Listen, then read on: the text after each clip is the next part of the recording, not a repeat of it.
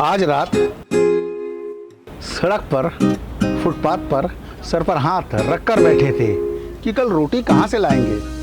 तभी छोटे से रेडियो में से आवाज आई, अच्छे दिन जरूर आएंगे।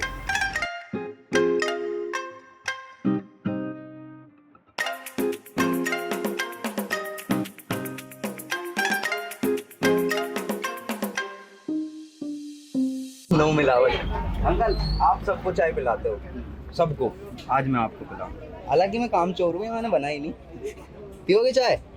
पिलाइए। ये देखो पहली कमजोरी अंकल की रणनीति भाई।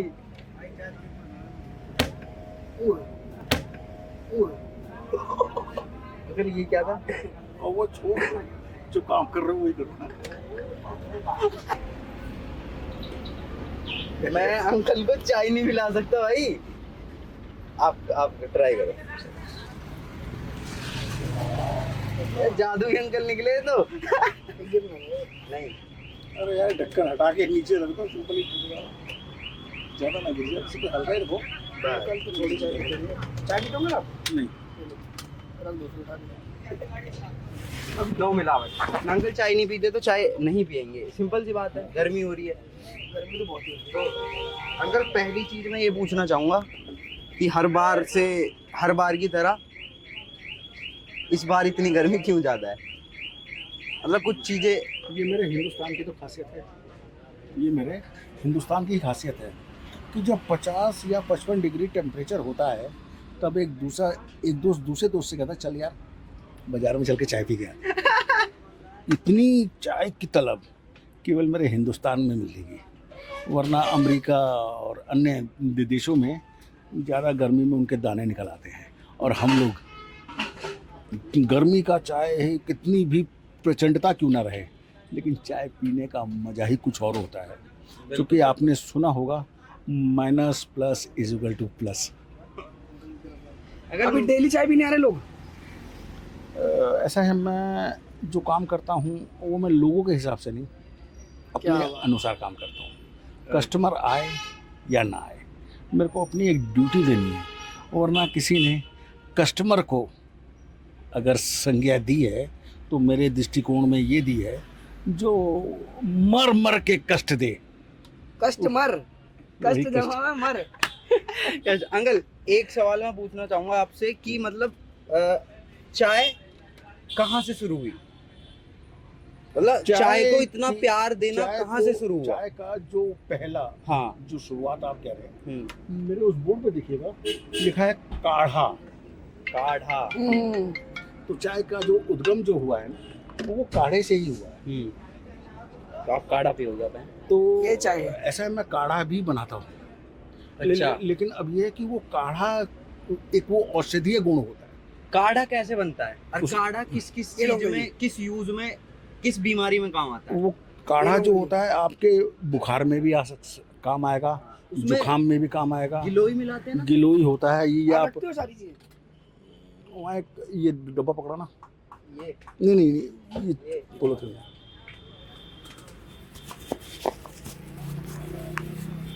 देखिए ये अश्वगंधा है। अश्वगंधा। इसको नाम ही अश्व से है। ये संस्कृत का शब्द है। अश्व का मतलब होता है घोड़ा। घोड़ा। घोड़े की और जितने भी जीव जंतु हैं, घोड़ा ही एक ऐसा जीव है जो बैठता नहीं है। अगर वो बैठ गया तो समझो वो खत्म हो गया, किसी काम का नहीं मतलब। हाँ। और उसकी खासियत ये है वो सोता भी है तो खड़े खड़े सोता है। तो अश्वगंधा वो चीज है। वो जो घोड़े के सामने अंकल ऐसे मतलब आंखों के सामने वो बांधते हैं। हाँ। वो क्यों बांधते हैं? वो इसलिए बांधते हैं कि उसकी जो निगाहें हैं ना यहाँ वहाँ भटके, फोकस एक जगह रहे और फोकस एक जगह रहे। तो ये इंसानों का आगे भी बांधना चाहिए ना। भी देखिए ऐसा है, नहीं फिर इंसान और जानवर में फिर अंतर क्या रह जाएगा? सही। कैसे बताओ? ऐसा है कि जो जानवर है और जो एक मानव है उनमें वो सारे गुण हैं दोनों के बराबर। बस एक विशेष गुण जो मानव के पास है वो है विवेक। अपने आप को अध्ययन करने की क्षमता एक मानव में ही है और किसी जीव में नहीं है। काबू करने की? आप जब तक खुद का आकलन नहीं करेंगे तो आपकी कमियां नहीं मिलेगी। और बड़े बड़े लोगों ने, कबीरदास जी का एक दोहा है कि निंदक नियरे राखिए, आंगन कुटीर छवाए। जो आपकी बेइज्जती करता हो, जो आपकी निंदा करता हो सके तो उसको अपने घर में स्थान दे दीजिए। क्यों अंकल, ये बताओ। क्योंकि गंदा कपड़ा जो आप साफ करेंगे वो साबुन से साफ होगा, वो आपको चरित्रहीन से चरित्रवान कर देगा। यानी मैं ये चीज़ वो समझा आपके लिए साबुन का काम करेगा जो आपकी निंदा करता हो। अच्छा, जैसे निंदा का मतलब बताओ। आज की निंदा का मतलब होता है आपकी बेइज्जती करना। बेइज्जती यार वो करना। सिगरेट बहुत ज्यादा पीता है, हाँ, जब वो 10 बार बोलेगा, ऐसे आदमी को आप अपने पास अगर अपने रूम में ही रख लोगे ना, तो मैं दावे से कह रहा हूँ आप सिगरेट छोड़ दोगे। क्योंकि वो बार बार आलोचना करेगा, यार ये सिगरेट बहुत पीता है। फिर वो बात हमारे ऊपर हावी हो जाएगी।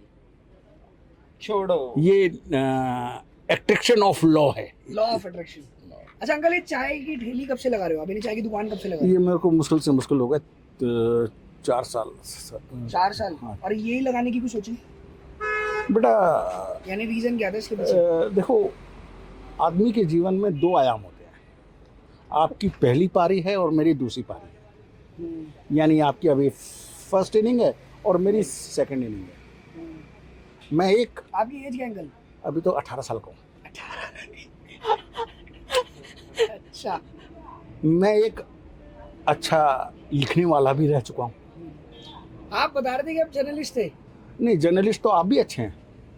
जर्नलिस्ट का मतलब होता है जो आपने शब्दों को या समाज को देखते हुए चंद शब्दों में लिख दे, वो जर्नलिस्ट है। एक और जो उसको ज्यादा शब्दों में लिख दे वो लेखक है। अंकल तो मैं एक लेखक भी रह चुका हूँ, अंकल। मैं एक ग्राफिक डिजाइनर भी रह चुका हूँ। अंकल, लेकिन एंजॉय करना है। हमारी मतलब ये जो देश की जनता है, जितनी सारी ऑडियंस है, इसको ना जल्दी चीजें कंज्यूम करने का वो लग चुका है, श्राप। मतलब जल्दी। तो इस बारे में हमने आपकी चाय के बारे में पूछा, अच्छा लगा, सब चीज पूछी। अब इस बारे में, आपके बारे में, थोड़ा सपनों के बारे में, थोड़ी उस यूथ के बारे में बैठ के बात। अच्छा अंकल, आप अभी बता रहे थे कि आप पत्रकार भी थे, तो वो आपका सफर कैसा रहा? बेटा देखो, ऐसा है, पत्रकारिता और क्वालिफिकेशन ये दोनों अलग अलग चीज़ें।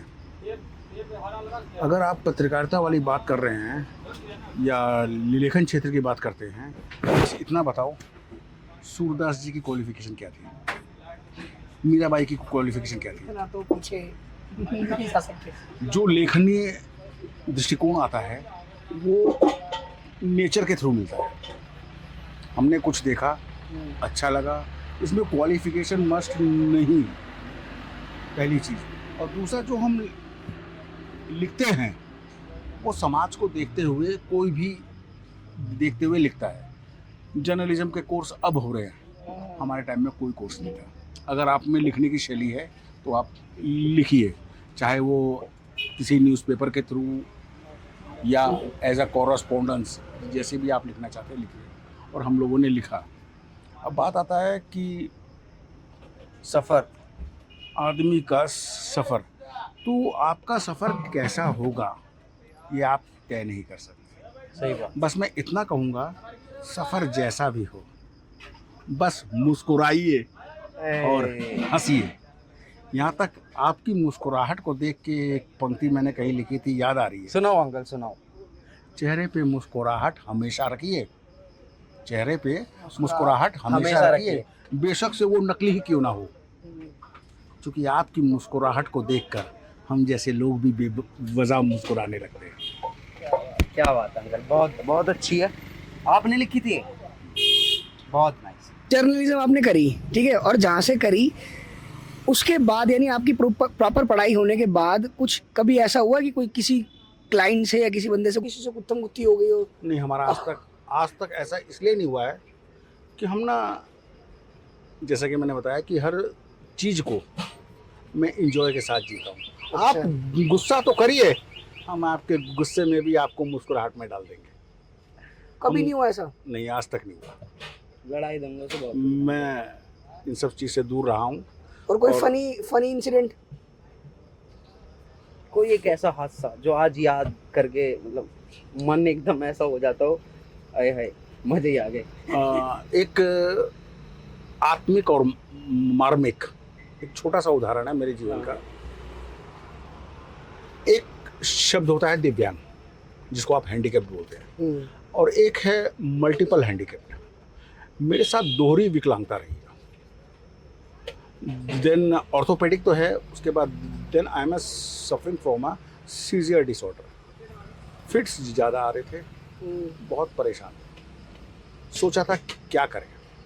इत्तेफाक से घूमते घामते हम निकल गए कनॉट प्लेस के हनुमान मंदिर में। अच्छा। हमने वहाँ देखा कि एक आदमी जो मुझसे भी ज़्यादा पढ़ा लिखा है, लेकिन उसके दोनों हाथ नहीं थे। अच्छा। और वो मेरे से इंग्लिश में बात करने लगा। उसको देखकर थोड़ी देर के लिए मेरा दुख संताप सब खत्म हो गया, और मैंने उससे कहा कि sir you are a well educated person, यहाँ आप मांग क्यों रहे हैं? तो उसने मेरे से कहा था, जिस अवस्था में हैं उसका आनंद लीजिए। आपके पास यदि आज पनीर खाने को नहीं है तो कोई नहीं, जरा सोचिए एक रोटी हो, हल्का सा सरसों का तेल हो, थोड़ा सा नमक हो, उसका स्वाद भी अलग है। क्या बात, बिल्कुल। और लगते स्मार्ट हो आप। पर ये सिगरेट ने मजा खराब कर दिया। धुआं। अच्छा शिखर। अगर शिखर पे शेयर हो जाए एक जिन है अंकल, मैंने 20 का नोट दिया। आपको 4 देने हैं? 4 दे दो। एक शिखर पे हो जाए तुरंत ताजा ताजा। यूं ज़्यादा शिखर ना मांगा करो, अच्छा। कहीं पता लगे कि एक दिन आप शिखर पे पहुंच गए। अंकल बाल तो आपके सफेद हो ही गए हैं, तो मतलब उम्र भी काफी हो रही होगी। मतलब बचपन से लेके जवानी आई, जवानी से बुढ़ापा भी आ गया। हालांकि आप 18 साल के हो, मेरे को पता है। बट आपने इन दौर में, इन सारे दौरों में क्या सीखा? कोई एक ऐसी सीख? मैं इस पे बताता हूँ, लेकिन एक चीज़ ये भी कहूँगा, बचपन और बचपन बड़े नज़दीक के चलते। बेटा मैं केवल इस पे ये कहना चाहूँगा, बचपना हर आदमी के हृदय में कहीं ना कहीं जिंदा रहता है, आज भी किसी भी अवस्था में, चाहे वो 18 साल की उम्र हो या 70 साल की उम्र हो। बचपना कहीं ना कहीं रहता है जिंदा। वो बशर्ते ये इतना ही है कि कोई अपना बचपना मार देता है और कोई अपना बचपना को पकड़ के रखता है। जो पकड़ के रखता है वो मेरी तरह खुश रहता है। ये था सफर। हाँ सफर। हाँ, अब जैसे मैं आपके साथ बैठा हूँ तो मैं 18 साल का हो जाऊँगा, और मैं किसी उम्र दराज व्यक्ति के पास बैठ जाऊँगा तो मैं उसकी उम्र का बन जाऊँगा। आप क्यों निकाल के दे दो? अरे मैं निकाल दिया। अरे एकदम से याद आ गया, मेरा लाइटर कहाँ चला गया?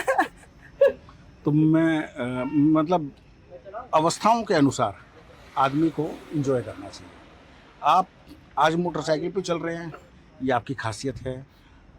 कुदरत ने आपको एक विशेषता प्रदान करी है, लेकिन ज़रा सोचिए, जब मोटरसाइकिल पंचर हो जाएगी तो उसी गाड़ी को खींचना भी है। तो एंजॉय करिए। अगर खींच रहे हैं तो उसका भी एक अलग मजा है। अभी हेलमेट को उतारना, फिर पहनना, फिर पसीना पोंछना, हो सकता है शर्ट को खोल के बैग में डाल देना, वो बॉडी को प्रदर्शित करना कि हमारे भी सारे ईप दिखाई दे रहे हैं। अरे अंकल ये जवानी के दिन आपके।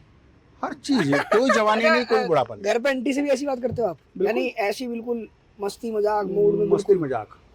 कभी आंटी डांटती नहीं कि डायलॉग मत मारो मेरे आगे? नहीं, अब ऐसा ना कि जैसे मैं हॉस्पिटल भी जाता हूँ, जैसे अपना चेकअप कराने या मिसेस का चेकअप कराने, तो वहाँ मैं डॉक्टरों से भी इंजॉय करता हूँ। अब जैसे एक छोटी सी घटना बता रहा हूँ, न्यूरो सर्जरी के एक डॉक्टर है। नर्स भी मिलती होंगी। हाँ, नर्स भी। न्यूरो सर्जरी के एक डॉक्टर हैं। कुछ बात हुई तो मैंने उनके ऊपर उसी समय 2 लाइन सुनाई थी कि माना तू एक खुदा है, तेरे से पहले भी एक खुदा था, उससे पहले भी एक खुदा था, जरा नीचे देख, नीचे भी कुछ खुदा है। चायपुट्टी सुरंग। ये भी डार्क कर हाँ, ये विस्मय बोधक है। ये विस्मय बोधक है। थोड़ा डार्क हो गया। हाँ। आपकी भी लाइफ में कुछ ना कुछ दिक्कतें होंगी। और बियर की बियर की बोतल चाहिए? बियर कौन सी चाहिए? कौन सी बोतल? से क्या नाम तेरा? अच्छा ये वाली सबसे बड़ी कृष्णा नाम है, कृष्णा। कृष्ण लागे छे। जी। अच्छा अंकल मुझे ये बताओ कि आपकी लाइफ में बहुत दिक्कतें होंगी, फैमिली को लेके, जो आप ये दुकान चला रहे हो उसको लेके, बच्चों को लेके, आप किस चीज से मोटिवेट होते हो? यानी मेरे को इस एरिया के अंदर ना यहाँ पे सबसे ज्यादा ना आप मुस्कुराते हुए दिख रहे हो। देखो बेटा, हर एक व्यक्ति के जीवन में कहीं ना कहीं कोई ना कोई परेशानी है बिल्कुल है। और वो जुड़ा हुआ है, और वो परेशानी को हैंडल कैसे करे, यहाँ मेरा दृष्टिकोण क्या है। हाँ यदि आपका मान लीजिए या किसी पर्सन का बोन फ्रैक्चर हो गया, ठीक है। अब वो एक विषमता में आ गया है, अब उसके हाथ में दर्द है, पीड़ा है, उसको ये चिंता भी है कि वो नौकरी कैसे करेगा, हाँ है ना। तो वो मैं यहाँ ये कहूँगा कि वो व्यक्ति हॉस्पिटल जाए, प्लास्टर चढ़ाए, और उन लोगों से, खासकर इमरजेंसी वार्ड में जाके उन लोगों से जरूर मिले जिनका एक्सीडेंट हुआ था और उनका हाथ कट गया। हमारे पास जूते नहीं हैं, लेकिन दुनिया में ऐसे लोग हैं जिनके पैर ही नहीं है। तो अपने दुखों में आनंद आप तभी लोगे जब अपने से ज्यादा दुखी आदमी को देख लोगे। वो कौन सा एक वो है गाना भी तो है कि दुनिया में कितना गम है और मेरा गम मेरा कितना। गम सबसे कम है। तो वही चीज़ें, ये गाने या ये सब चीज़ आदमी को सीख देने के लिए होती थी, लेकिन इत्तेफाक से हमने उसको भी एंजॉय में ले लिया। जिंदगी में बहुत कुछ था, पर अफसोस जिंदगी में कुछ भी ना था। जिंदगी में बहुत कुछ था, पर अफसोस जिंदगी में कुछ भी ना था। ए दोस्त, मैं ये भी कहता हूँ, जिंदगी में कुछ भी ना था। दोस्त लगा रहे, जिंदगी में बहुत कुछ था। लाइफ को एंजॉय करो, हर अवस्था में, चाहे कैसी भी अवस्था हो। आपका हाथ दर्द हो रहा हो तो वो मीठा मीठा दर्द है, उसका भी एंजॉय लो। ये सारी चीजें अंकल सीखी कहाँ से आपने? हैं ये सारी चीजें बेटा, जैसे कुछ हमारे घर में होता है, जैसे दादी सिखाती हैं, दादा सिखाते हैं। बेटा, कमेंट क्या बोला, हर आदमी को कुछ चीज नेचर ऑफ गॉड मिलता है। अगर आप मेरे से बड़ों से मिलोगे, मेरे से बड़े लोग हैं, आप उनसे मिलोगे तो मेरी सारी शरारतें गिनवाएंगे कि मैंने अपने बचपन में कौन कौन सी शरारतें करी। हम अपने पुराने दोस्तों के पास बैठते हैं तो वो पुरानी बातें, पुराने अक्सर हम लोग टीवी में देखते थे, हिम्मत तो थी नहीं कि किसी का गर्लफ्रेंड को फूल दे दे। एक छोटा सा उदाहरण, अब भाई लड़कियों से बात करने में हिचक होती थी, तो सोचा कि गर्लफ्रेंड को एक तरफ करो, हम फूल बहनों को देंगे। फूल लिया, जिसके गमले में फूल लगा था उनसे हमने अनुरोध किया कि फूल तोड़ने दो। अच्छा। उन्होंने कहा बड़े शौक से लगाया, फूल तो तोड़ने नहीं देंगे। हमने कहा ठीक है, हमने उनका गमला ही तोड़ दिया। ये गलत और ये फूल लेकर यानी हमने एक- उनको दे दिया। एक मिनट, मिनट ना हमने उनको दे दिया। ये मेरे बचपन की शरारत का एक छोटा सा किस्सा है। बड़ी प्यारी शरारत की थी आपने। यानी खुश कर रहा है, एंजॉय रहे, कैसे भी करो। खुश रहो। चलो अंकल, बहुत अच्छा लगा आपसे बात करके। बहुत बहुत धन्यवाद कि आपने अपना कीमती समय दिया और हमें प्यारी चाय पिलाई। चाय तो खैर हम आपको देने के लिए शुरू कर रहे आपको थे, मैं but नहीं पिला पाया। मैंने पी ली वो चाय।